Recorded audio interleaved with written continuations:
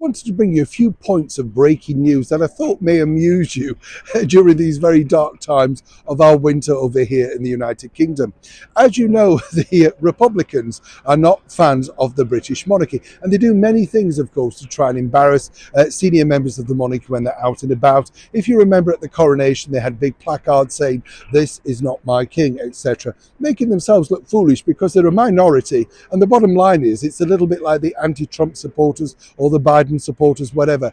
Either way round, you just highlight the fact that, look, this is the world we live in, and you have to accept what's being put in front of you. Standing there with a placard saying that, well, doesn't necessarily work. But they took it a stage further recently, and they decided to rock up with printed documents all regarding Prince Andrew and the Epstein files, delivering these outside the gate of Sandringham, chanting, "Why are you hiding King Charles? Why don't you come out and face us?"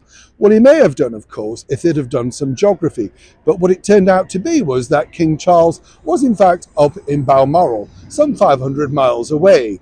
But as I say, some people might suggest not exactly the brightest bulbs in the box.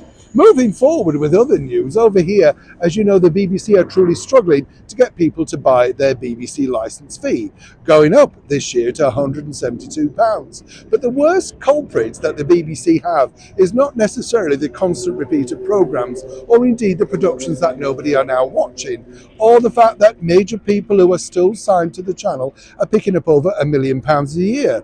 It's this man, and a lot of people are writing back with their forms saying they're not willing to buy their TV licence fee while Gary Lineker, the former footballer, is on. You see, recently he put out yet again more offensive tweets regarding football and Israel. We won't go into detail. The BBC have yet to chastise him or indeed fire him.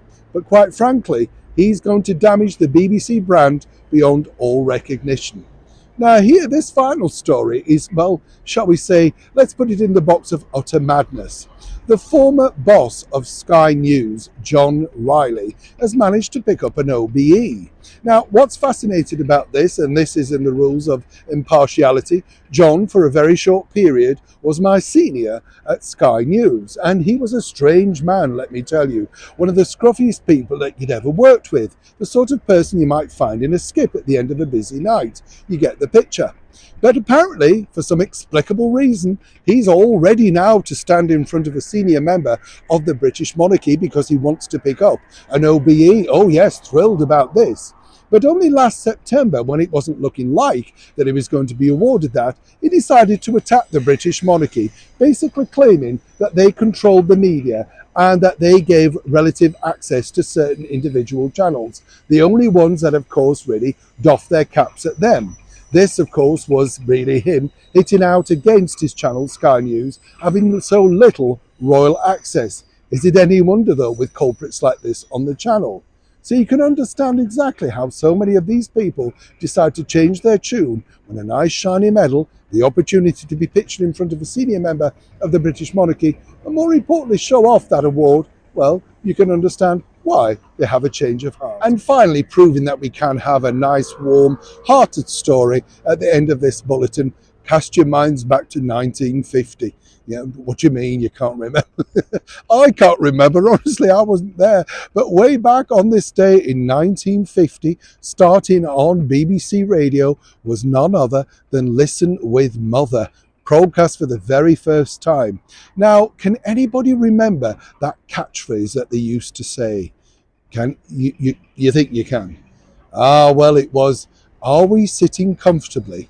Then we'll begin." And apparently millions of children listening to the radio alongside their mums or grandmothers or whatever would sit and listen for the duration of 15 minutes without screaming, battering, crying, or indeed being a complete nuisance. Now truly, ask yourself the question, were you one of those children listening with Mother? Neil Sean in the very heart of London.